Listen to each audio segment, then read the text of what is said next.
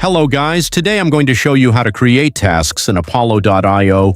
So first log into Apollo.io account and log into the Tasks tab under Engage Sequence.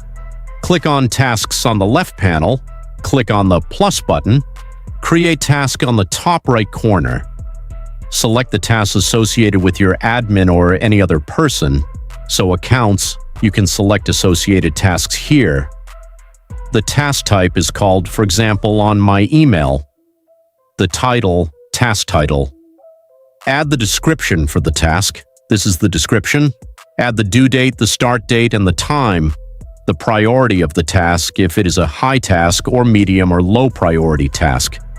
The assignee tool, for example, here, yourself. And click on You've done all this. Options to create a task to start creating your task.